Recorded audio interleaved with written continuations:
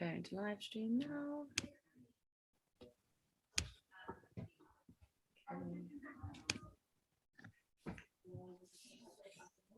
Oops.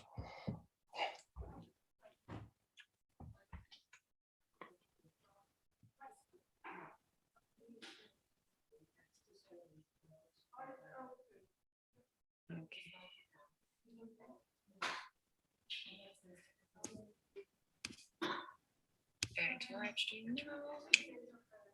Okay, hello everybody. I believe that we are live on YouTube. Welcome back to everybody who's been with us at the Writer's Block before. For those of you who haven't been at the Writer's Block before, my name's Becky. This is our writer in residence, the lovely Luke Barnes, who's going to be joining us for the month of November. We've got a really exciting programme coming up this month, chock full of workshops and Block socials. There's opportunities for some one-to-one sessions with feedback with Luke himself, and we've got, even at the very end, an opportunity to perform some of your work that you make along the residency with us.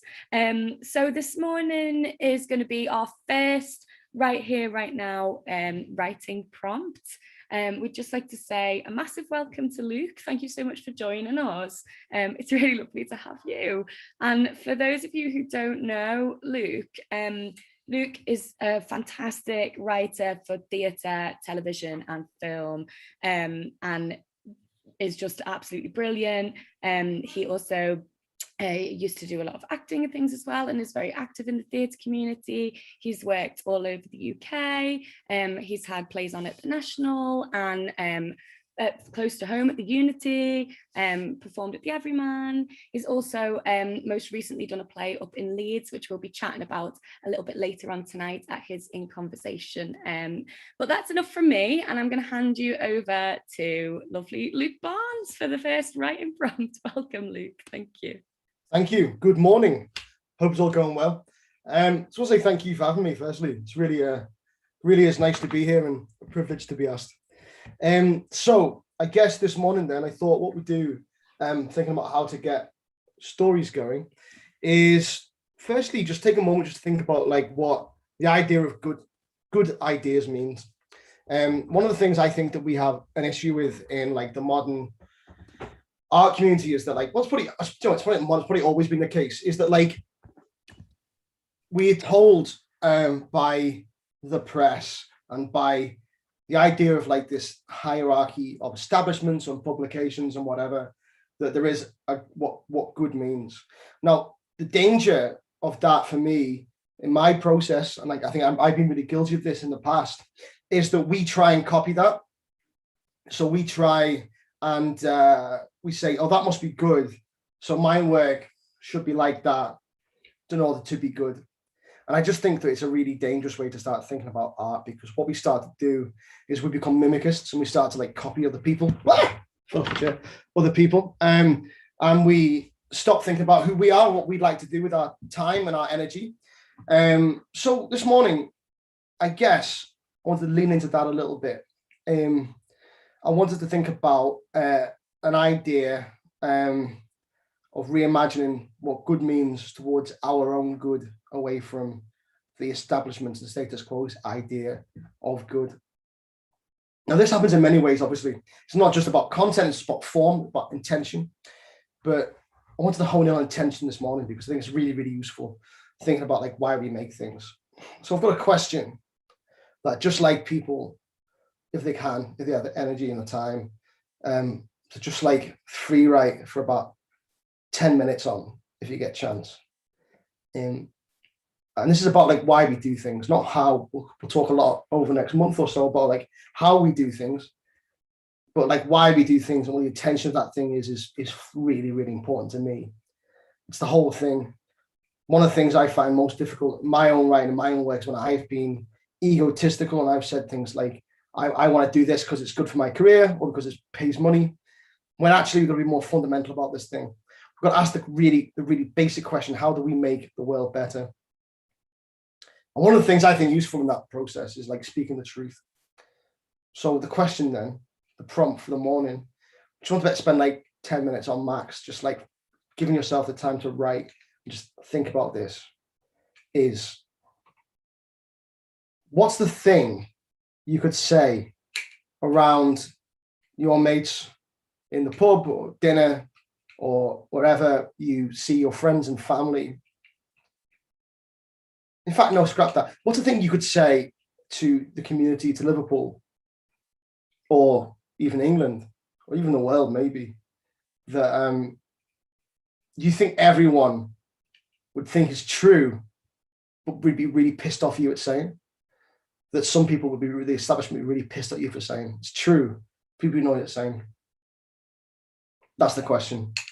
So I'll let you write for it, but you do, I'll just talk over it just to give some context. Like, I think like one thing, I wrote a play a few years ago for the Hampstead Theatre in London, and like the parameters of that play were interesting because it is a really conservative area, very wealthy, diverse in terms of its like cultural makeup, but the predominant people going to that theatre were very wealthy, older, white, conservative people. So I was like, what can I say in this space that's useful?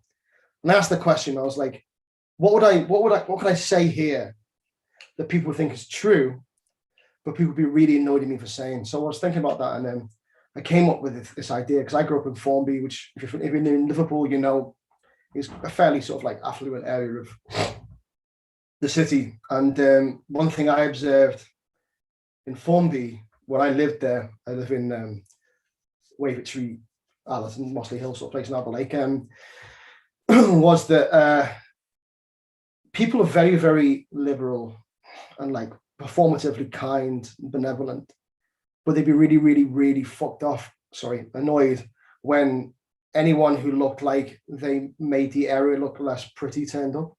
I know in a tracksuit and Waitrose, they would be shocked at. So the thing was, I think you people perform being good people as long as it doesn't actually impact your lives. When it impacts your life in any way, you have to make any sort of sacrifices or anything, any sort of like impediments on your day-to-day living and the idea that you're flying in life, you instantly reject it. So you people only perform being good. You don't like the idea of actually sacrificing anything about your world or your life, or even like accommodating people who don't look like you into it. And that's what was at the heart of that play. And I just think it's a really, really, really useful question to ask, because we've got to think about making our art active. What we can't do is make our art be about ourselves, be about, it can't be about just money, I suppose. That's a different thing, though. You put entertainment aside, that's completely different. You know, obviously, if you want to make it really feel the musical, make loads of cash, make everyone happy, big tick from me, crack on. As long as you're being ethically conscious and aware about that, go for it, enjoy yourself. But however, if we ask for taxpayers' money, if we apply from the Arts Council, we're public servants, right? So our job has to be to make the world better. And what better way to do it than through art? So if we want to make the world, if we're public servants, we've got to improve our community. The thing that art can do is facilitate those conversations happening about making the world better. And that happens through entertainment, right? So a good night out, entertainment that makes the world better is the premise of like what I've been trying to do anyway. Various levels of success, I'd say. But so yeah, the question being, what's the thing you could say that is true, but everyone would be really annoyed at you for saying?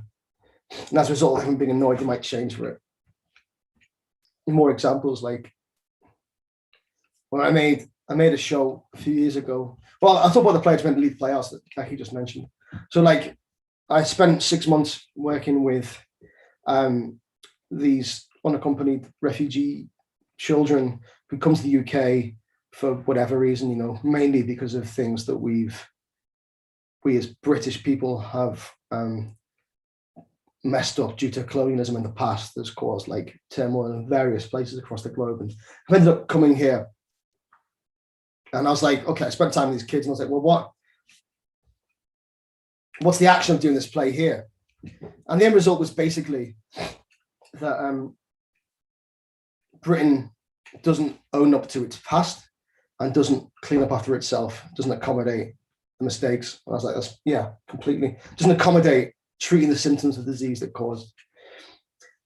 So these people come here because of something that Britain's done, and then Britain fails to make them feel welcome in numerous ways, for a very simple reason, is that it's intensely racist and doesn't really like immigration, which it says it does.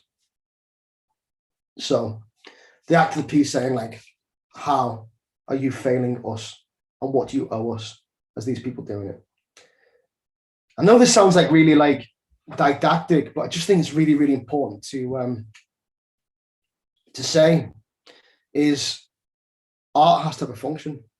Lola Olafemi, who's a Black feminist writer, talks a lot about this idea about taking space. It's like you're given the opportunity to speak as a theatre maker or as an activist, or even as a social media account holder, and you don't use that space to make the world better, then it's pointless. I kind of agree with it. You know, we talk a lot in the arts about the tiers of privilege.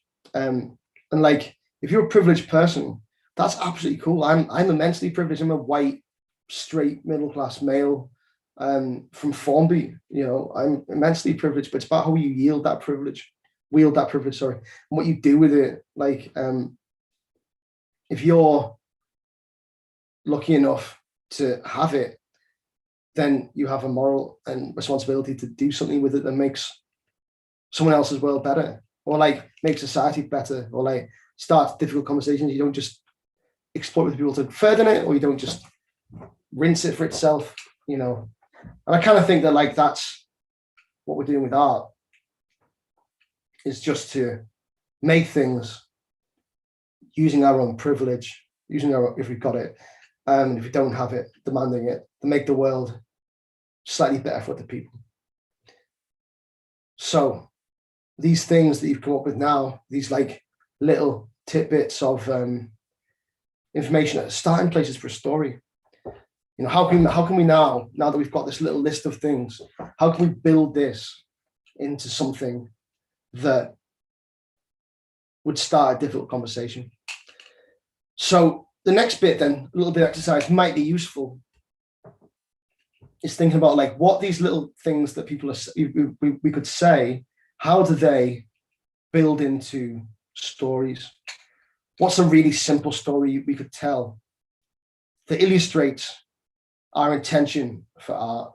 And how do we turn this little tidbit, this little line, into something that is a story, a tangible story? So thinking about that play to the hamster, the initial idea was about how can we hold middle-class white people to account over not sacrificing anything. My idea in that sense was to like make this show about these three sisters who gave up everything to rent a house in a really middle-class town during their final schooling to the GCSEs, and how the world they met didn't like them, how they thought they were, didn't like found their accents harsh, thought they were thieves, assumed they were criminals, fetishized them in a weird way, over patronized, and like the story was about that, how they experienced that, what they did about it, which was they just left. In the end, they just left because they couldn't cope with it. So yeah, and in the Freedom Project, the Leeds players just try and dramatize that. It was like, how do young refugees come here alone experience intense racism, and what do you do about it? And in that show, the story was like two lads turned up, they experience it all, and then they can't cope with it, but they know they're gonna try and stay in a place and work for it, work to make the next generation people's experiences better. And in the meantime, all they have is each other. So how do we turn those little ideas into stories? And stories are really interesting. So like we break down stories by saying there's a character and they live in a world, an environment, and something about this world makes them suffer. So what's the person? How are they suffering? And then what happens to make them want to do something about easing it. So in Freedom Project, 2 lads come here, they suffer in this like systematic world of immense racist oppression. At the moment where one of them can't cope anymore because they've been so beaten down from it, thinks about leaving, they're persuaded to stay through love, and they try and change it. So it's the start of it, a character, a world, suffering, and something happened to make them try and deal with it. And at the end, they succeed or they fail. In the middle, obviously, there's lots of twists and turns, but that's the junk, the crux of it. Beginning and end, a character, suffering, something has to make them do something about it. And in the end, they ... And I'll talk more about story structure at another session on this residency, but how do we turn that basic thing into a story?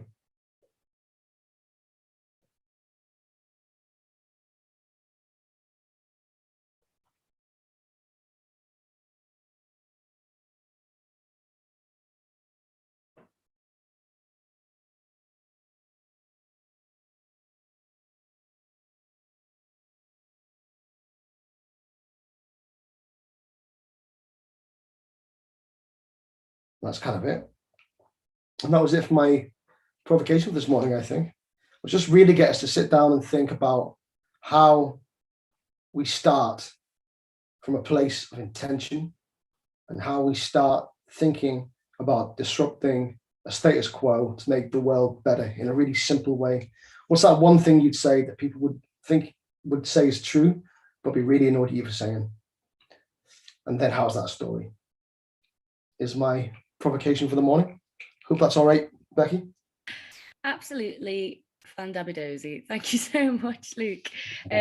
Yeah, I think that's such a useful way of finding a starting point as well, because so much of the noise of the ideas that people, well, speaking from experience in that as well, of like trying to do this sort of thing, and when you have all of these little colourful tidbits and these, wonderful ideas and whatnot floating about in your notebook or whether it's in your head, I actually think that's a really good question for grounding it and starting it off, because otherwise if we're not trying to say anything, then why are we writing? Do you know what I mean? I think that's the question, isn't it? Is the why.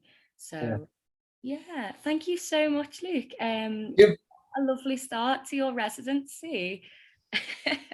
Thank you everybody for tuning in as well on this very rainy, miserable Monday morning. If you're tuning in from Liverpool, anyways, that explains probably the rainy fringe and whatnot, so I do apologize about that this morning. But yeah, I hope that you can all join us for the rest of the events at the residency. In particular, I just wanted to let you know that tonight we are going to be doing an In Conversation event. So we'll be talking a little bit more in detail about Luke's work and what's going to come out of this particular residency, and just having sort of a get to know you opportunity where you can ask some questions of Luke yourselves at the end. So we'd love to see you there tonight. That's going to be at 6 o'clock on Zoom. We've also got some workshops coming up and some one-to-one sessions. The one-to-one sessions are getting booked up quite quickly, so I would say get on that as soon as you can. If you need any help at all, pop myself a message, Becky at writingonthewall.org.uk, and in the meantime, have a lovely